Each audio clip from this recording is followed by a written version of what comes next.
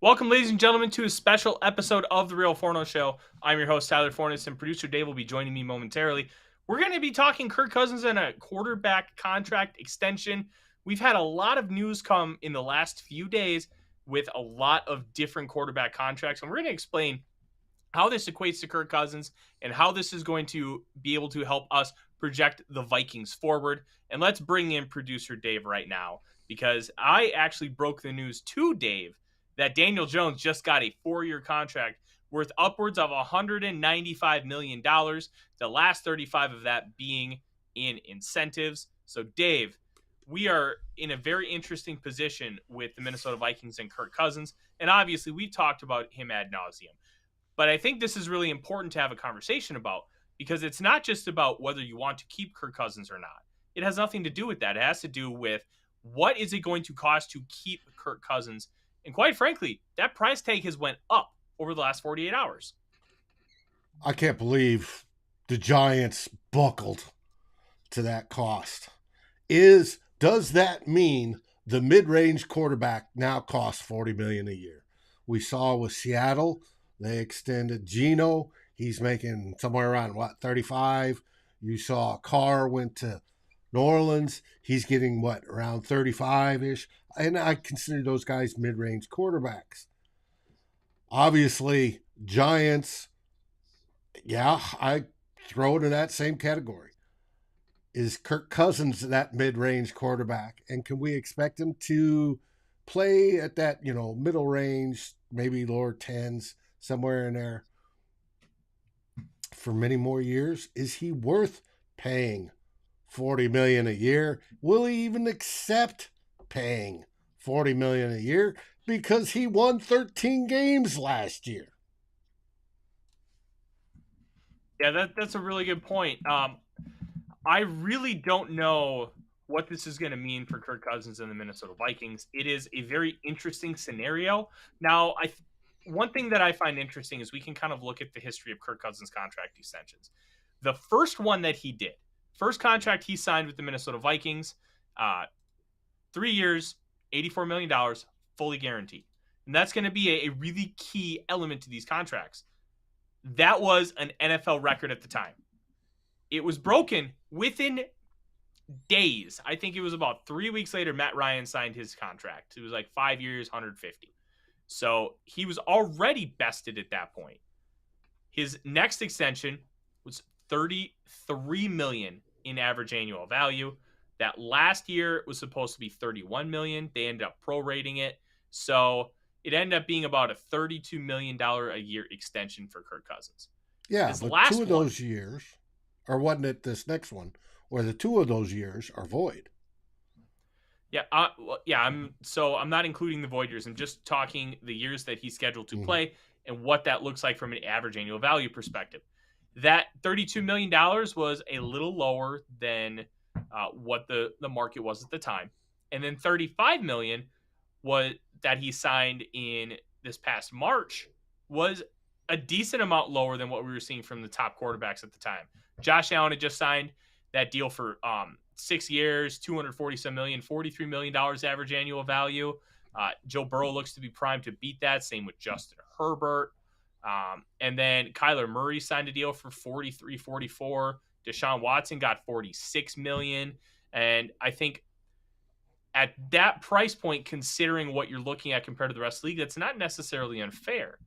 But the problem is when you're looking at a guy like Kirk Cousins versus a guy like Joe Burrow, Patrick Mahomes, Josh Allen, he needs a little bit more help around him. So $35 million for him is a little more hindering than, say, $45 million for Josh Allen, just because of what you're getting from them out of the quarterback position as far as maximizing your winning potential, because you need just a little more around Cousins.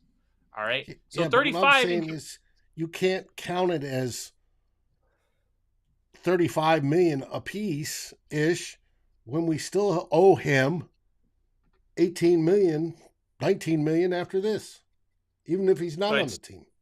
It's 12 and a half next year, and that's just a dead cap. 6 and a quarter the year after. So nope, Dave, it accelerates. So you're going to get all of it next year, and it's going to be $12.5 million. Okay. So, What so happened to the that's how the six and a void years. quarter in 2025? It accelerates to 2024. So here's how void years work. When your contract officially voids, any money that is due to hit the salary cap Moves up. automatically accelerates to that current year. So there's 2 void years. That second year just moves up to 2024, and 2025 you pay 0 in dead cap. So Right? that's But what how I'm that saying works. is, I think it's the 12.5 plus the 6.25. No, that's only if we trade him. Then you still have to take that 6.25 hit this year, and it becomes 18.75. So in theory, the Vikings would only save $18 million in cap space if they were to move on from Kirk Cousins in a trade this year. And that money can be definitely useful, especially because, like, if you move up, let's say, to pick 8 and take a quarterback, you're essentially going to have about 10 extra million in cap space because you're going to have to pay that quarterback. So you get 10 million bucks out of the deal for year 1, and year 2, you're getting about 30. So that what I'm trying to get here, Dave, because we're kind of going in circles a little bit. But I want to take a look at the quarterback contracts that have just been signed over the course of the past few days. We've had 3 contracts get signed and 1 franchise tag, and that franchise tag is going to really give an interesting wrinkle to this whole discussion. Now, Geno Smith, last night, 3 years, $105 million. He's going to get 52 of it in the first 12 months. And we don't quite know the structure yet. Those numbers have not come out to over the cap, which I find very interesting. Derek Carr. Good for Geno, though. I'm happy for Geno. He waited long in his career. I'm happy. That's a good point. I want to call people out because people are just yelling at Phil Mackey like, "Why are you happy for Geno and you're yelling at Kirk?" Those people are completely missing the point, and everything's going right over their heads. Kirk Cousins has made a ton of money, and the idea is, Kirk, you've already made a ton of money and set up the next 5 generations of your family. The idea is, hey, would you be willing to take a little bit less? Geno's never made a lot of money, like in comparison to National Football League players. Right. He's made okay-ish money, and everybody's happy for him because he finally got to cash in, when honestly, he probably should have been able to cash in with the Jets, but he literally got sucker punched in the locker room during training camp, and that kind of derailed everything for him. I think being happy for Geno and the whole Kirk Cousins things are completely separate. And if you end up combining them, I think it's very naive. And you should really reevaluate the why behind it. Because I say this all the time. The context of whatever you're talking about is almost always more important than what you're talking about in itself. It's the context matters so much. Mary, I don't think Aaron Rodgers is going to sign a new deal. I think it's going to be somewhere like $50 million that he makes next year with the Jets. There's a chance he renegotiates it and they do some fun money stuff, but I doubt it. So we have Geno Smith, 3 years, $105 with the Packers eating a chunk of that. Yeah, it's like $40 million in dead cap. They can wait till after June 1st to trade him, and it would be a post June 1st designation, but you have to physically wait until June 2nd in order to make that trade, and I don't think the Jets are willing to do that. Well, so the Vikings got in trouble when they did that with tight ends. Come on, David, your brain cells are going. Rudolph. They made him a post June 1st cut, even though they released him about this time frame. And he went and joined, and the NFL's like, that's not the way that's supposed to work. Yeah, but with a trade, you physically have to wait until the calendar changes. You can't designate a trade, and I think that's the one thing that's interesting. So now Derek Carr, 4 years, $150 million. If you take a look at the contract, it is basically a 3-year deal worth $100 million, and that last year is for $50 million. So if he ends up balling out and turns himself into a Hall of Fame type player, you're going to pay that $50 million, and by that point, we're going to be like close to like $280 million in salary cap space. $50 million is not going to be nearly as bad. But it also, after 2 years, they can get out of that deal with $27 million in dead cap. If they were to trade him, I think they can get out for less. So functionally, it's a 2 to 3 year deal, and that 4th year is funny money. Now, the Daniel Jones contract, this is where I think things change a lot for Kirk Cousins. Mm-hmm. 4 years, $160 million, $82 million over the first 2 years, and an extra $35 million in incentives. This year's salary cap hit is $19 million. But if the salary cap hit is that low, depending on how they structure it, I don't think there's any funny money in this. I don't think it's going to be something like, oh, it's basically a 2-year deal and we get out for like a $5 million dead cap hit after 2024. I think this is a big boy contract, and I will gladly admit if I'm wrong. I don't see it being funny money. I'm actually going to pull up over the cap and see if they have it. Sometimes over the cap, they have something like immediately. Sometimes they don't have anything for a few days, and we're waiting on Geno Smith for that reason. They do not have anything on there. Yeah, and you know what? It's nothing against over the caps. It can be really hard to get something immediately just due to what the nature of the business is. They'll probably have something by the end of the night. But if we're looking at Daniel Jones as a real contract, which it seems like it's a real 4-year contract, that changes things for the Vikings, because I don't think anybody's going to sit here and honestly tell you that Daniel Jones is a better quarterback than Kirk Cousins. The only thing Daniel Jones has is he's younger, and there's arguably a little bit more potential with him than there is with Kirk. Just because Kirk's about to turn 35, you're not going to get a lot of potential out of somebody who's about to turn age 35. They kind of are what they are at this point, and I think whatever growth we saw last year with Cousins. And that's not an insult. It's just no, and that was mental. It wasn't physical capabilities. It was mental that we saw the growth, and that's where we needed to see the growth last year. So I applaud Kevin O'Connell for that. We did see that, but I don't see. It's the physical stuff that you hit 35 and it starts to go. Mm-hmm. Okay, so we have some new information from Ian Rappaport 5 minutes ago. 4 years, $160 million. $35 million more in incentives. What those incentives are, we don't know. $82 million over the first 2 years. $94 million virtually guaranteed at signing. So here's what that means. And it kind of ties in with what the Vikings did with Kirk Cousins with that first extension. It was 2 years, $66 million, 1 year guaranteed at signing. But at the beginning, it's like 5 days into the league year, when that first year was going to kick in, the second year fully vests and becomes guaranteed. So if it's virtually guaranteed, that's what that means. He's going to be on the roster because otherwise it would be an astronomical cap hit. So extra money is going to vest and it's going to become guaranteed, but it's not guaranteed at signing. It's basically guaranteed.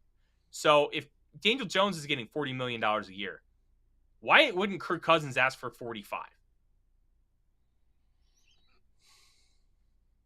Exactly. Like that's kind of where I think we're sitting. I am not Kirk Cousins. I've never spoken to Kirk Cousins, and I cannot say any of this with a fact. What I can do is I can talk about things based on historical precedent and based on how these situations have gone for Cousins. He wants to maximize his value. What he has done throughout his career. Oh, you want to sign me to a cheap long-term deal? I think it was like 5 years, $40 million when he took the first franchise tag. He's like, no, I could basically make that in 2 years with a franchise tag. Let's do that. I'll bet on myself. It worked. Turned into an $84 million guaranteed contract. Then he signed that extra extension, 2 years, 66, and then 1 year, 35. He's always tried to maximize his value by giving himself more opportunities to cash in.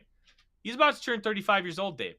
I think those opportunities to cash in are getting much, much less likely.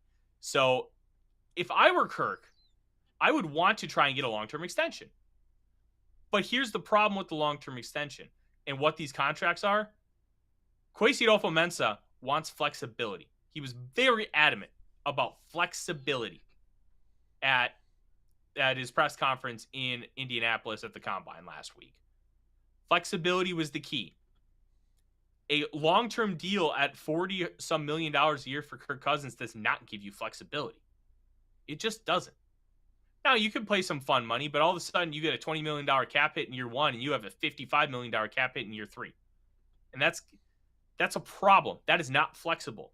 That is allowing you to make a run for 1 year and then you're back to where we are right now.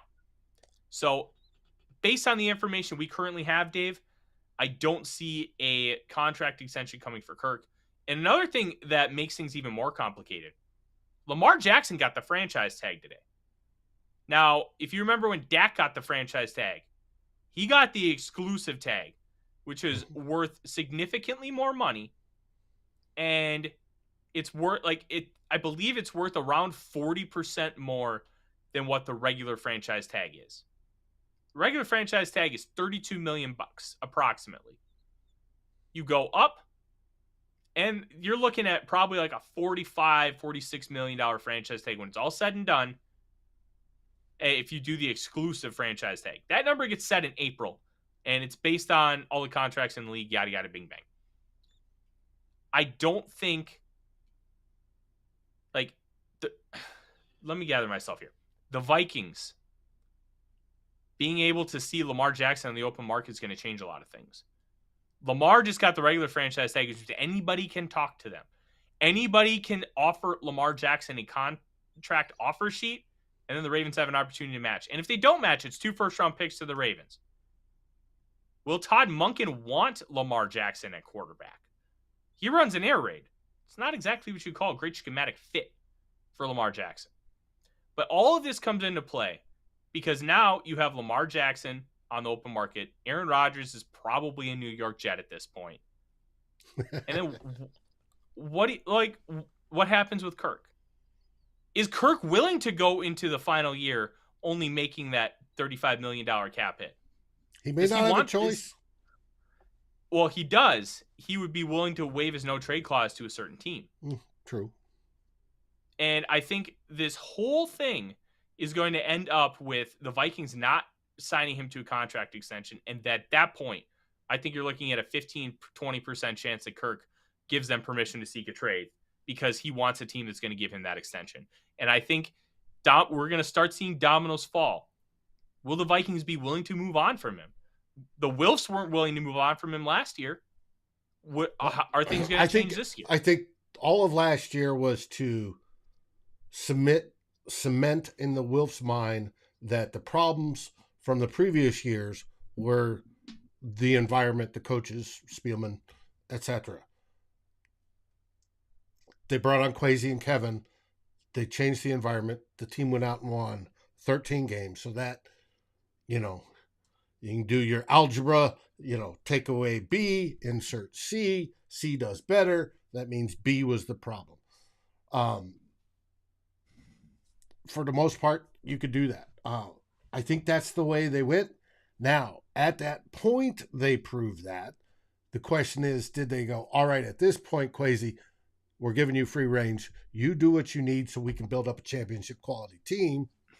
We're going to hold off on, holding in your reins and saying you can't trade these guys because we want to do this experiment. We'll find out. It's going to be fun. It's going to be a lot of fun. And I'm very intrigued to see how this all plays out with Kirk.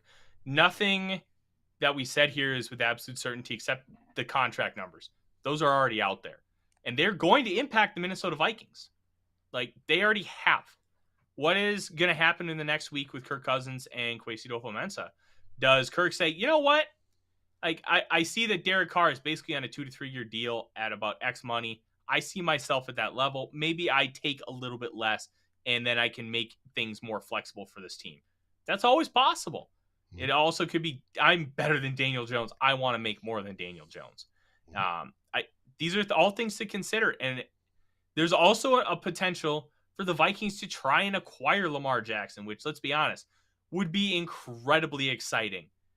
We haven't had a quarterback with any type of skill set close to Lamar Jackson. I mean, you could argue Joe Webb, but Joe Webb was not a starting quarterback since Dante Culpepper.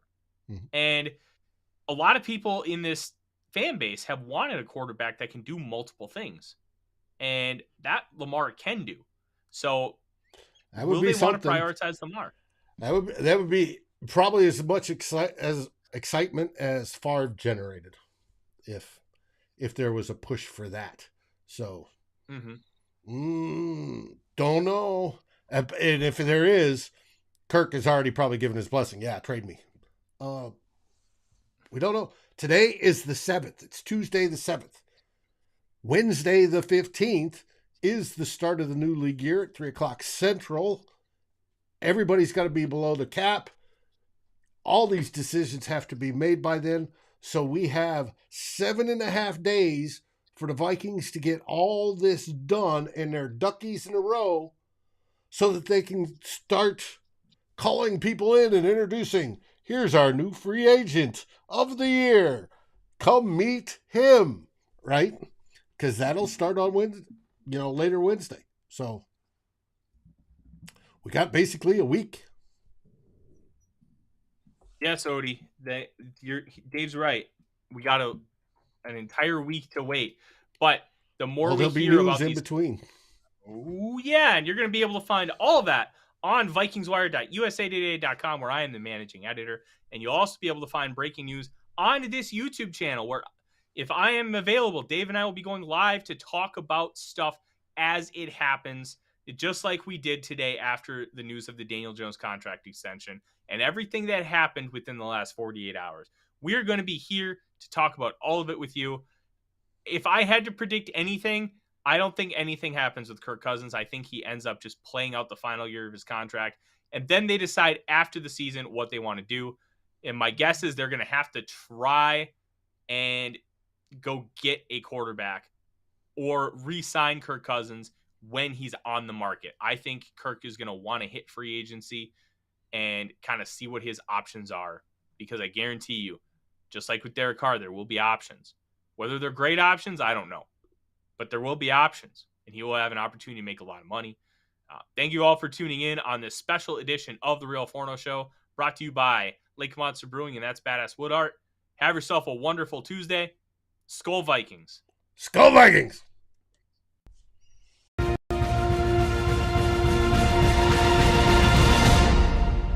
Thanks for watching. Like, subscribe, and ring the bell, and rate us on your favorite aggregator.